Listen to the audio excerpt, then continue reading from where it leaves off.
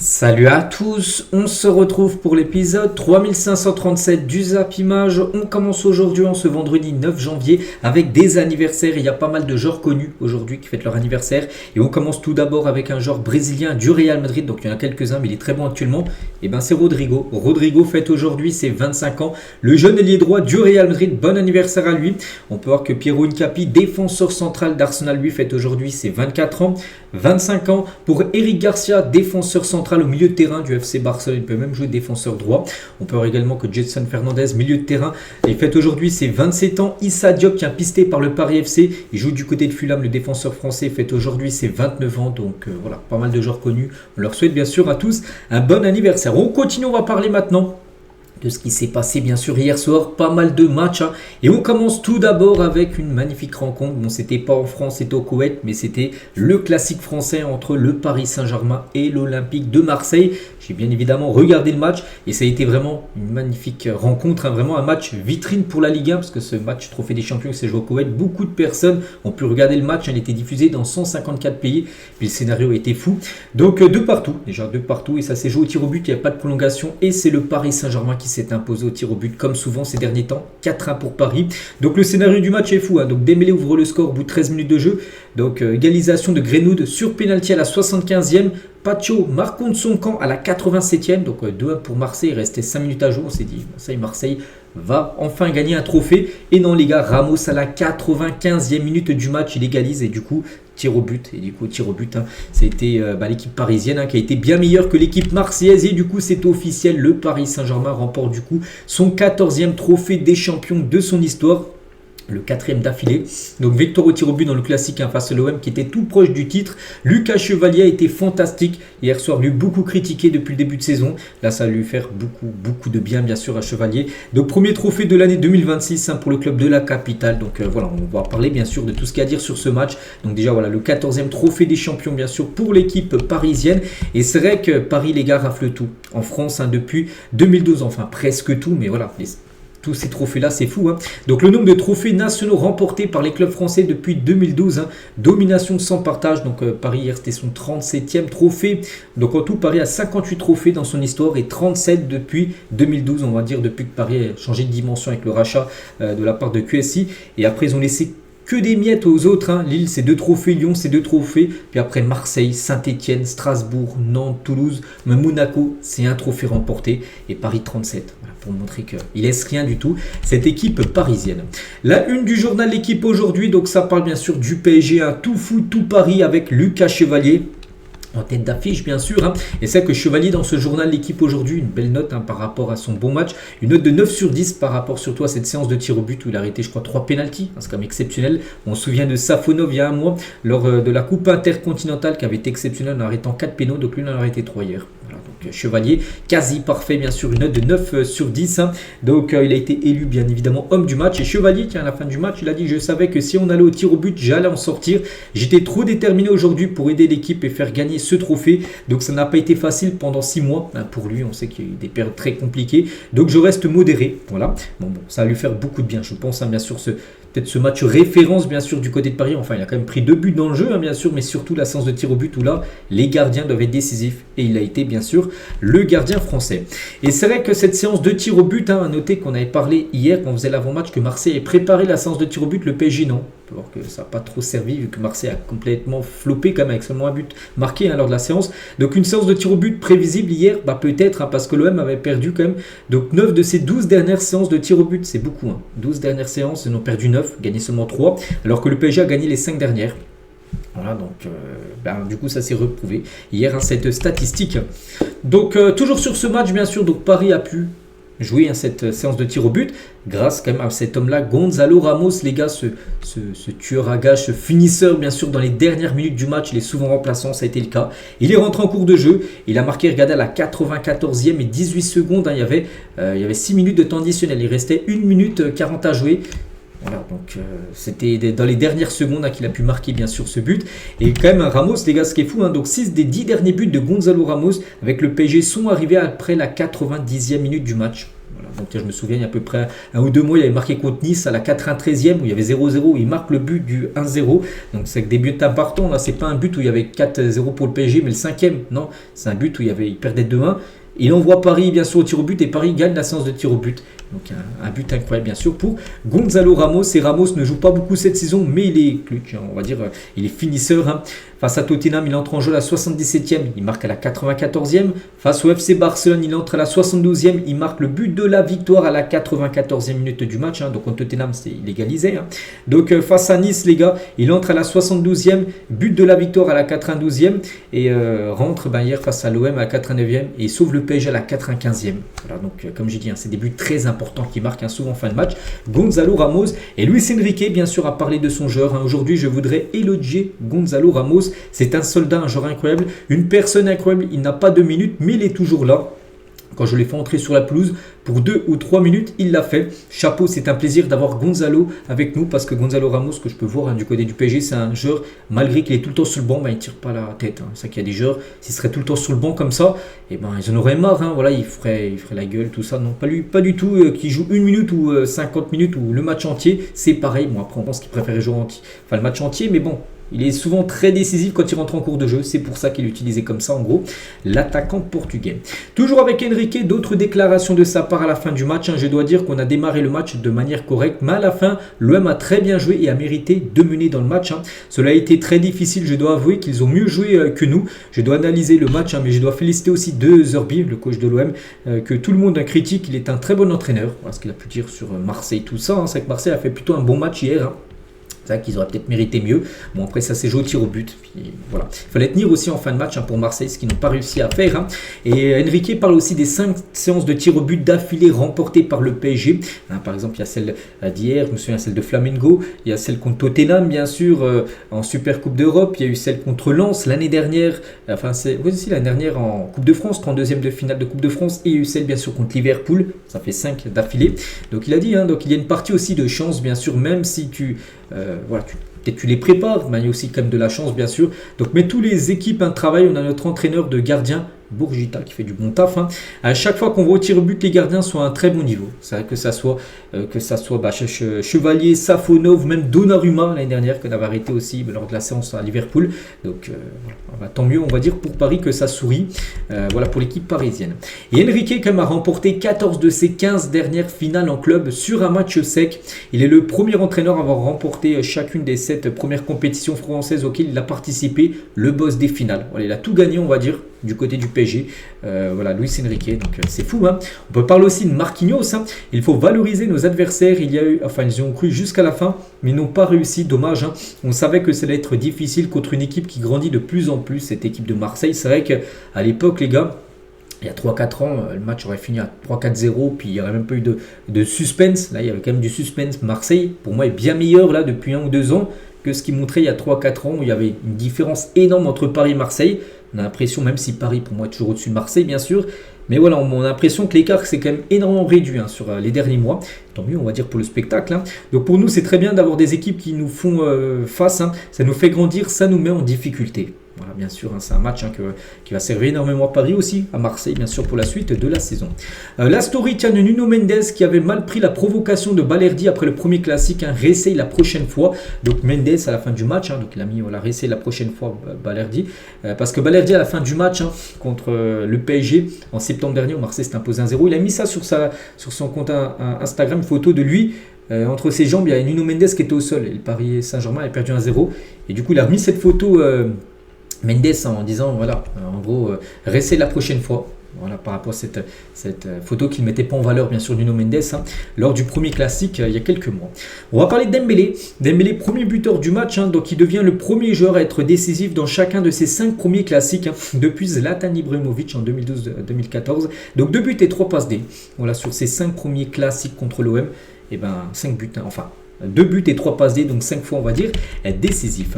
Donc voilà, on a parlé là côté PSG, on va parler un peu côté Olympique de Marseille. C'est que Marseille, les gars, beaucoup de regrets. Quand tu mènes 2-1, il reste, ils ont égalisé, le PSG égalisé à la 95e, à peu près. Il restait 1 minute, ils auraient tenu 1 minute, ils auraient gagné un trophée, mais du coup non, pas de trophée. Du coup l'OM n'a toujours pas remporté de trophée depuis 2012. C'est que même si ça aurait été un trophée C'est que le trophée hier, trophée des champions, ça vaut pas une Ligue 1, ça vaut pas une Ligue des champions bien évidemment, mais ça reste un trophée et qu'aurait pu, et surtout cette série qui aurait pu être arrêtée pour Marseille. Et non les gars, ça fait comme 5017 jours que Marseille n'a pas remporté le moindre trophée. Le dernier trophée avait été une coupe de la Ligue à l'époque, cette compétition qui n'existe même plus. Voilà, c'était Deschamps à l'époque, un entraîneur bien sûr de cette équipe de Marseille. Tiens, en parlant de Deschamps les gars, donc l'OM en finale en compétition officielle depuis 2000. Donc sous Didier Deschamps depuis 2000, il y a eu 5 finales, 5 trophées pour l'OM, peut-être des Ligue 1, des Coupes de France, des Coupes de la Ligue, tout ça. Et sans Didier Deschamps, depuis 7 finales, depuis que Deschamps en 2012 a quitté le club, cette finale pour Marseille depuis 13 ans, 0 trophée. Ils ont à chaque fois perdu, on va dire, cette équipe de Marseille. Pavard, les gars, il a dit à 3 minutes près, on pouvait ramener le trophée à Marseille. On méritait de gagner, on a été bon dans le pressing, on a eu beaucoup d'occasions. Malheureusement, ce but à la fin nous fait chier. En gros, je retiens le positif de ce match et je suis très fier des joueurs, ceux qui ont commencé et ceux qui sont entrés, bien sûr, en cours de jeu. Il faut se baser sur ce match pour enchaîner. Je suis fier de l'équipe. Voilà ce qu'a pu dire Pavard. De Zerbi aussi réagit, les gars. Je n'ai jamais pleuré après avoir perdu et j'ai pleuré quand je suis entré dans le vestiaire. C'est la première fois qu'il pleurait pour un match de football parce qu'il savait qu'il était très proche d'obtenir bien sûr ce trophée. Et c'est que voilà, il y en a beaucoup de supporters de Marseille, j'ai pu voir, ils auraient préféré perdre 1-0. Dembélé, ils auraient préféré ne même pas égaliser, même pas mener pour ce retournement de situation en fin de match, parce que c'est encore plus cruel bien évidemment ce qui s'est passé bien sûr pour Marseille, cette égalisation et après la séance de tir au but perdu. Balerdi il a dit on est déçu, on était venu chercher le trophée, on a fait ce qu'il fallait, mais on a raté beaucoup de choses à la dernière minute. Malheureusement au penalty on a échoué. Voilà, c'est comme ça. Et Mehdi Benatia donc qui était en zone mixte à la fin du match, on n'a pas le choix de retenir une défaite. Par contre, on sort avec beaucoup de fierté d'avoir vu autant de combativité de la part de cette équipe, beaucoup de jeux. Même dans le jeu, on a été, je pense, très bon. Voilà, c'est vrai que Marseille, j'ai regardé le match entier, a fait plutôt une belle rencontre. Je pense plus d'occasions. Première mi-temps, vraiment, c'était pas mal, même le deuxième. Voilà, après, c'est l'expérience aussi peut-être du PSG qu'on fait que Paris a marqué dans des moments très important avec ce but égalisateur en fin de match. Et toujours avec Benatia assez évasif à propos de son avenir à l'OM. Il dit, il ne sait pas s'il va rester longtemps. Dans pas longtemps, vous verrez qu'il y aura d'autres personnes à notre place. Il faudra encore leur laisser du temps pour travailler. Donc lui, directeur sportif, donc bientôt il dit que il pourrait partir et un nouveau directeur sportif de Marseille pourra arriver. Moi personnellement, je ne me projette sur rien du tout. Je regarde demain, il vit le jour. Donc c'est dire à tout moment, il peut soit être licencié ou soit démissionner en gros de son poste de Marseille, Mehdi Benatia. Et pour finir, tiens, juste sur ce match, à noter, il y a une belle influence. Pas mal de supporters, malgré que c'était pas en France, plus de 52 215 spectateurs étaient présents sur un stade, je crois, 55 000 places max. Voilà. En plus, le match, comme je dis, il y a eu du suspense et tout. C'était un beau match, une belle vitrine bien sûr pour la Ligue 1. Voilà ce qu'il y a à dire les gars sur cette rencontre, bien sûr un peu folle entre ces deux clubs mythiques. On continue les gars, on bascule maintenant cette fois-ci en première ligue. Il y avait un match hier. Bon, je pense que j'ai rien loupé, je ne l'ai pas regardé et j'ai bien fait parce que c'était entre Arsenal et Liverpool. C'était comme une belle affiche 0-0. Pas de but dans cette rencontre. Gyökeres, donc il a été titulaire, donc a été de nouveau fantomatique. Voilà. Donc le Suédois n'a marqué qu'un but sur penalty. En plus, c'était son but lors de ses 10 derniers matchs. On se souvient saison dernière au Sporting, il mettait but sur but, des doublés, des triplés, tout ça. Mais c'est dans le championnat portugais. C'est que la première ligue, c'est pas le même niveau. Le championnat est beaucoup plus compliqué. Et voilà, sur ces 10 derniers matchs, un but marqué en plus sur péno. Donc voilà, c'est très compliqué actuellement pour Gyökeres. Et à noter que ce Arsenal-Liverpool en fin de match était chaud. Ça se tend entre les Gunners et les Reds après que Martinelli ait voulu pousser Bradley, voilà, parce qu'en gros il s'est blessé, il est resté sur la pelouse et du coup le jeu ne pouvait pas reprendre. Du coup il l'a poussé pour qu'il aille en dehors du terrain pour que le jeu reprenne. Et du coup après il y a eu émeute, enfin c'est pas émeute mais en gros il y a eu un peu d'embrouille. Voilà, le joueur de Liverpool est comme sorti sur civière, donc voilà, c'était très chaud mais pas de but. Mais du coup ça fait l'opération, moi je sais pas, peut-être j'en sais rien, peut-être de Liverpool, c'est comme un bon point pris chez le leader, bien sûr Arsenal. Donc Arsenal du coup 49 points et City 43 points, il y a quand même 6 points d'écart, ça qu'ils auraient pu prendre 8 points d'avance sur City. Bon, du coup ça sera 6 points d'avance, voilà Arsenal. Et du coup Liverpool reste à cette 4e position. Voilà, il y a quand même un creux de 43 à 35, bien sûr, 8 points d'écart entre le 3e et le 4e. On continue, donc là tous les matchs de la 21e journée de PL ont été joués, donc voilà le classement final. On continue, on va parler cette fois-ci de la Serie A. Il y avait une rencontre hier soir, l'AC Milan contre le Genoa. Et l'AC Milan, il y avait 4 points d'écart avant le match contre l'Inter. Donc il devait absolument s'imposer pour revenir à un point de l'Inter qui s'était imposé 2-0 la veille. Et bah du coup, ils n'ont pas fait mieux qu'un partout. Est-ce que c'est 2 points de perdu, un bon point pris? Parce qu'ils ont quand même égalisé à la 92e. C'est peut-être un bon point pris pour l'AC Milan qui aurait même pu perdre le match. Donc Colombo, buteur côté génois, 28e. Et Raffaelao égalisé à la 92e minute du match pour éviter bien sûr la défaite de Milan. C'était chaud en fin de match. Je n'ai pas aussi regardé le match. Mais bon, Mike Maignan, les gars, a craqué contre l'arbitre après le match nul. Voilà, je ne sais pas trop ce qui s'est passé avec l'arbitre. En tout cas, bon, vous pouvez voir l'insulte. Vous pouvez voir c'est quoi les lettres qui manquent. Donc Rabiot essaie de le calmer. Il pourrait être suspendu, bien sûr. Il y aura peut-être une enquête qui va être ouverte par rapport aux propos qu'il a pu dire à l'arbitre, même si l'arbitre n'était pas en face de lui. Ça a été filmé, ça a été entendu ce qu'il a pu dire aux caméras, au micro, tout ça. Attention, il pourrait être suspendu pas mal de matchs, bien sûr, Mike Maignan. Du coup, il y avait aussi un autre match, Cremonese contre Cagliari, hier, de partout également. Donc, c'est vrai je crois qu'il n'y a même pas une victoire à domicile sur cette journée en Italie qui s'est jouée mardi, mercredi, jeudi. Beaucoup de victoires à l'extérieur. Là, regardez, il y en a plein. Mais personne n'a gagné à domicile. C'est plutôt grave. Donc voilà, concernant cette Serie A, c'était la 19e journée. Et du coup, le classement, donc avec toujours l'Inter, du coup, ils ont 3 points d'avance sur l'AC Milan qui a seulement fait nul hier. Donc Naples 3e et la Juve 4e. On prend la direction du championnat d'Arabie Saoudite parce qu'il y avait l'équipe de Cristiano Ronaldo, l'équipe d'Al Nasser qui jouait, je crois, c'est Al Qadsiya, je crois, où jouait Aubameyang à l'époque, le petit écusson rouge là. Bon, bref, ils ont perdu 2-1 Al Nasser et ça va plus du tout. Bon, Ronaldo a marqué, c'est bien, mais son équipe a perdu. Donc voilà, ça va pas fort. Voilà, pour son équipe, il a marqué sur pénalty. Cristiano Ronaldo, ce 958e but, donc il a marqué là. Il est parti directement prendre le ballon dans les cages, vu que c'est un péno, pour le mettre au milieu pour reprendre le jeu. Bon, son équipe n'a pas réussi à marquer un deuxième but. Et du coup, c'est vrai que déjà pour Ronaldo, depuis 2002, chaque année, il marquait un but. Donc là, c'est la nouvelle année 2026. Premier match pour lui et premier but, bien sûr, pour Cristiano Ronaldo sur cette nouvelle année 2026. Mais son équipe d'Al Nasser, les gars, ça n'a plus du tout. N'oubliez pas les 10 premiers matchs du championnat, 10 matchs, 10 victoires. 30 points pris sur 30 possibles. Et depuis, les gars, les 3 derniers matchs, un nul, 2 défaites. Donc 1 point pris sur 9 possibles. Ils avaient fait le nul contre Al Ettifaq, puis ils ont perdu 3-2 contre Al Ahly et du coup hier 2-1 contre Al Qadsiya.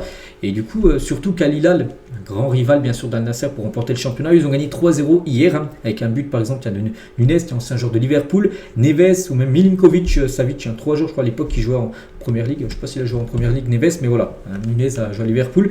Donc tous c'était buteurs et du coup ça a changé le classement.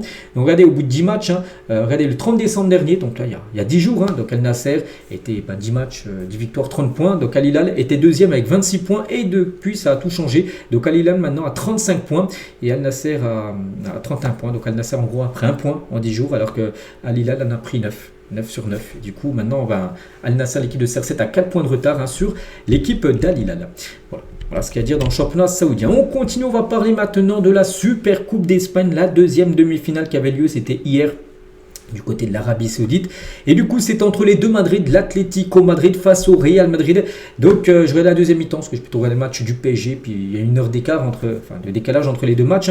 Bon, bref, voilà, le Real Madrid s'est imposé 2-1. Et du coup, qualification du Real Madrid. Donc, Valverde, magnifique but. Valverde, un coup franc surpuissant au bout de 2 minutes de jeu. Rodrigo, buteur, lui qui fait de son anniv. Et Sorloth a été buteur à la 58e minute du match. À noter que l'Atlético a quand même eu pas mal d'occasions dans tout le match. Il y a eu un grand Courtois, heureusement qu'il était là, sinon peut-être que le score aurait pu être différent, mais bon, le plus important c'est le score final, et le score final est bon pour le Real Madrid, et du coup la finale, parfait, voilà. Moi je voulais bien sûr que le Real batte l'Atlético parce que je voulais un Classico, et on l'aura notre Classico dimanche, le Barça contre le Real Madrid, je sais pas c'est quelle horaire, peut-être 20h, je pense les deux matchs, les deux demi-finales ont été à 20h, on pense que le match sera de nouveau à 20h, ce premier Classico de l'année 2026. A noter qu'il y a déjà ces remakes de l'affiche de l'année dernière où le Barça a gagné quand même 5-2 face au Real. Voilà. Donc là c'est un match où tu gagnes un trophée bien sûr pour l'un des deux gros clubs espagnols. Concernant Fede Valverde, on revient sur son but. 1 minute et 15 secondes de jeu. J'ai dit 2 minutes, mais c'est au bout d'1 minute. Coup franc. Il est quand même loin là, je sais pas, il a combien, au moins peut-être 35 mètres à peu près. Frappe les gars, mais qui part en pleine lucarne. Il en marque de temps en temps, ça faisait longtemps qu'il n'avait pas marqué un golazo, c'est-à-dire un magnifique but de loin. Et en tout cas, il a été sublime ce but où Jan Oblak, quand même un énorme gardien, les gars, rien pu faire. C'est parti en pleine lucarne, quel but bien sûr de Fede Valverde. On peut parler aussi de Rodrigo, les gars, buteur également Rodrigo en deuxième mi-temps. Et c'est que sur ses 5 dernières titularisations, je dis que c'est un homme en grande forme, lui qui fête aujourd'hui son anniversaire, ses 25 ans, et à chaque fois décisif, depuis le match contre City, il a lancé la machine. C'est un joueur, comme j'ai dit, qui marche à la confiance. Là, il est dans une spirale. Bon, ça va arriver à un moment, il va pas marqué un match. Et le deuxième match, il ne marquera pas. Puis après, il va enchaîner 2, 3, 4 matchs de suite où il ne marquera pas. Il match par série, on va dire, Rodrigo. Là, il est dans une très bonne série. Voilà, qui continue comme ça à marquer parce que quand il est comme ça, bien sûr, il est injouable. On va parler de son collègue Vini Junior. Donc lui, c'est l'inverse. Lui, il ne marque plus actuellement. Il n'a plus marqué depuis 19 matchs avec le Real Madrid et le Brésil. Ça fait beaucoup, bien sûr, pour un joueur comme Vini Junior. Et notez que Vini, en plus, il est un peu chaud. Il est tout le temps chaud, Vini Junior. Et il s'embrouille avec Diego Simeone. C'est un coach, bien sûr, l'Atlético. Puis qui a essayé de faire sortir Vini, bien sûr, de son match. Et regardez ce qu'il lui a dit quand même quand ils étaient... Voilà, il était sur son banc, puis il est passé devant lui, Vini.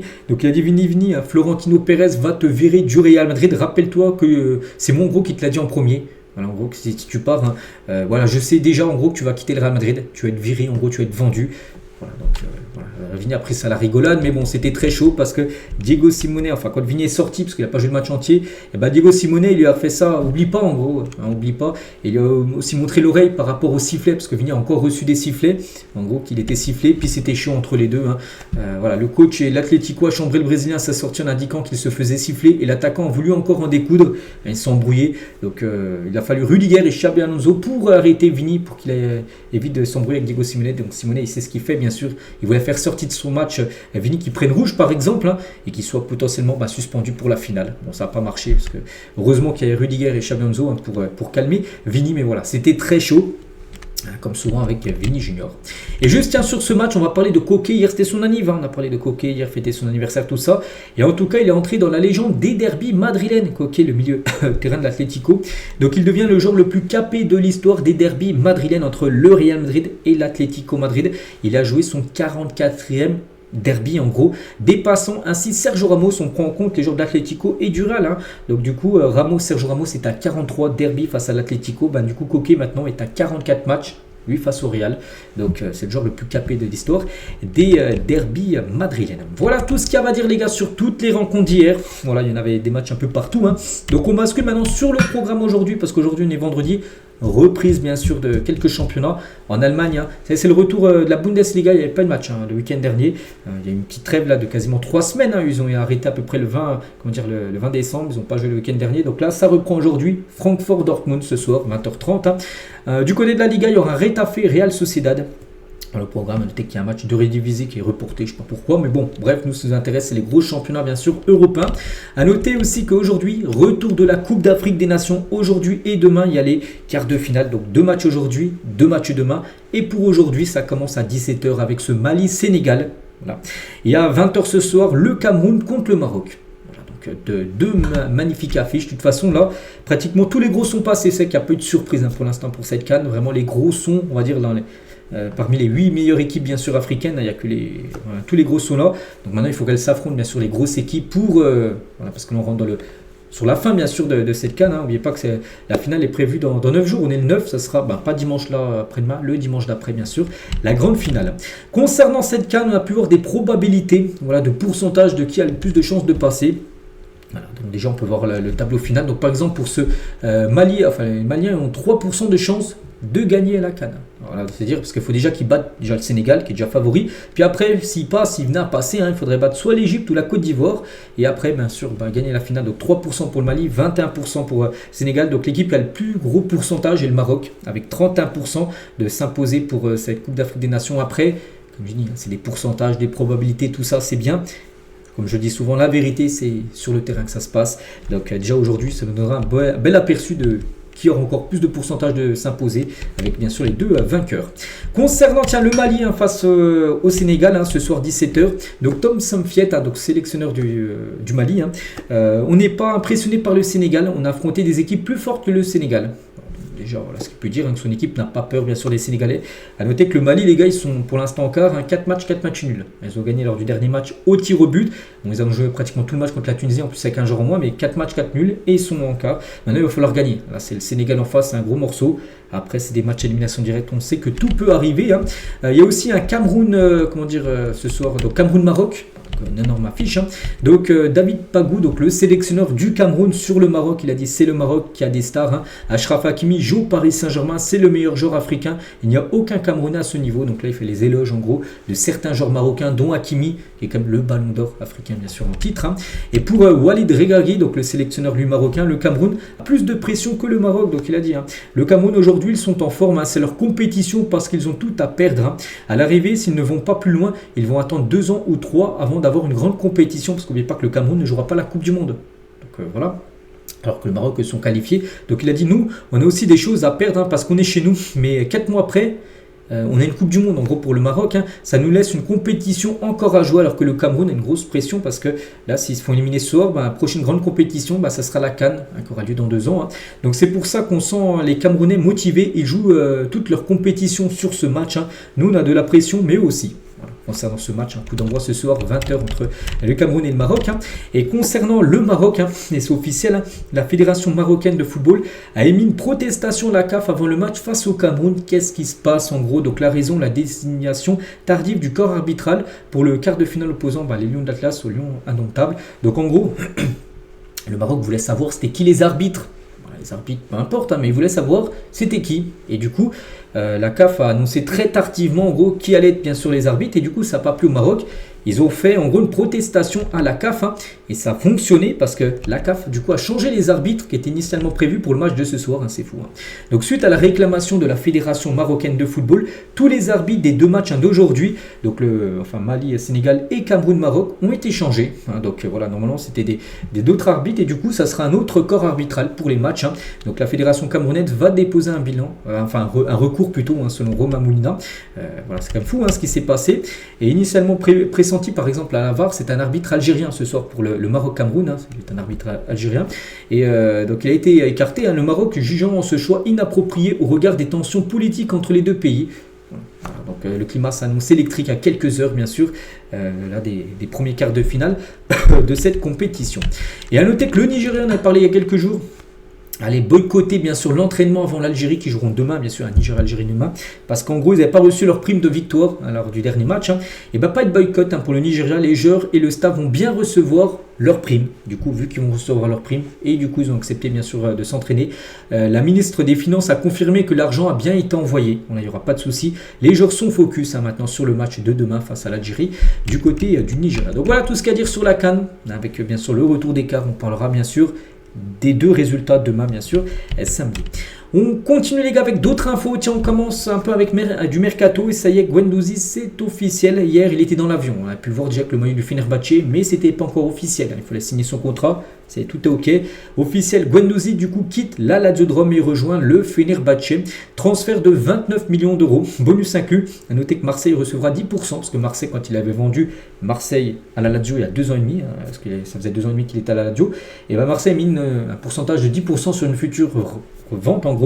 Et 29 millions, 10%, ça fait 2,9 millions d'euros que récupérera l'Olympique de Marseille.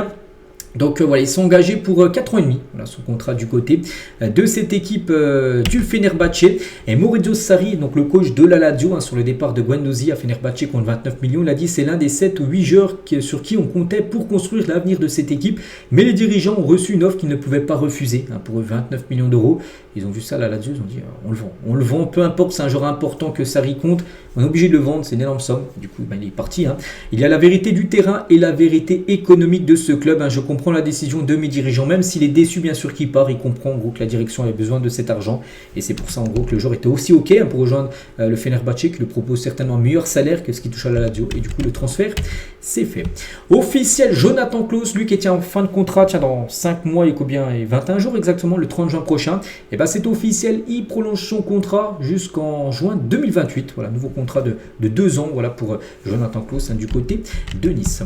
Concernant Upamecano qui va prolonger du côté du Bayern, ça y est, on parle plus de Real Madrid ou du PSG qui était intéressé, oui, mais si le joueur était libre, mais le joueur ne va plus être libre en fin de saison parce qu'il va prolonger au Bayern et le Bayern va lui envoyer beaucoup de millions. Les détails du nouveau contrat d'Upamecano qui va signer au Bayern. Donc déjà, nouveau bail, soit jusqu'en 2030, soit jusqu'en 2031. Donc contrat de 4 ou 5 ans, voilà pour lui. Salaire de 20 millions d'euros. Énorme salaire, il sera le 2e plus gros salaire, j'ai pu voir du Bayern. Harry Kane, le plus gros salaire, 25 millions du côté du Bayern. Deuxième plus gros salaire, ça sera lui maintenant, Upamecano. Et une prime aussi à la signature de 20 millions d'euros, vu qu'il va prolonger. Et touche prime à la signature, donc 20 millions d'euros plus 20. Donc en gros, sur sa première année, il va toucher 40 millions d'euros. Upamecano. Et une clause libératoire de 65 millions d'euros valable en 2027. Donc voilà, c'est imminent. Voilà, donc on peut dire c'est cuit pour le PSG. Upamecano. On continue, on va parler de Lamine Yamal et c'est officiel. Et félicitations à lui. Lamine Yamal est élu joueur du mois de décembre en Liga. Voilà, on peut voir sa carte POTN que vous pouvez débloquer sur le jeu FIFA. Enfin, il est Sport FC maintenant. Bon, bref, voilà, magnifique carte, bien sûr, pour Lamine Yamal. Back to back pour lui. Il a remporté déjà le prix pour le mois de novembre. Et il remporte le prix pour le mois de décembre du meilleur joueur de la Liga. Toujours en Espagne et du côté du Barça, donc Hansi Flick, il parle de Lewandowski qui est en fin de contrat dans 5 mois et 21 jours. Si la question concerne la saison prochaine, je ne sais pas s'il sera là ou pas. En gros, je suis heureux de lui et de son travail.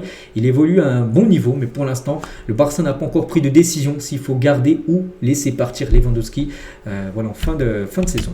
On va parler de Luis de la Fuente, le sélectionneur espagnol devrait bien convoquer Juan Garcia, le gardien de but du Barça, dans la liste du mois de mars.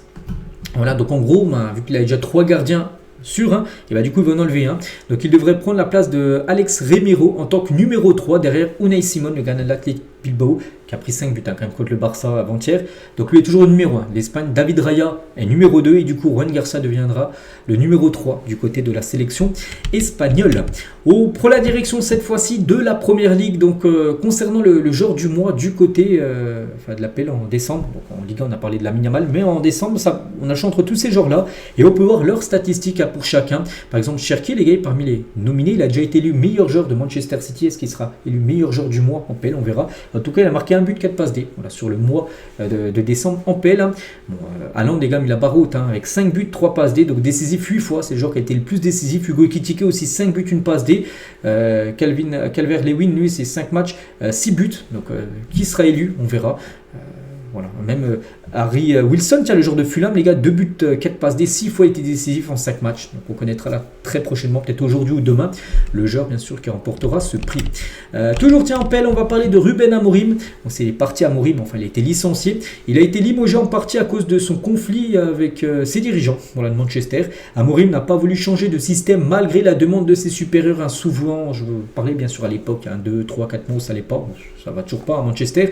Mais on parlait en gros qu'Amorim, les gars, il avait un système de jeu qu'il utilisait au Sporting, qu'il a essayé d'utiliser à Manchester, mais ça marchait pas, mais il voulait pas changer. Et du coup, il y a eu beaucoup de conflits. En gros, les dirigeants de Manchester l'ont viré par rapport à ça, qui ne voulait pas changer en gros sa façon de faire jouer l'équipe tout simplement.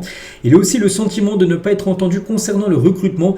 Donc Emiliano Martinez, le gardien d'Aston Villa, et Oli Watkins étaient ciblés par le coach, mais les responsables du club ont préféré miser plutôt sur Lamens et Benjamin Sesko pour le long terme.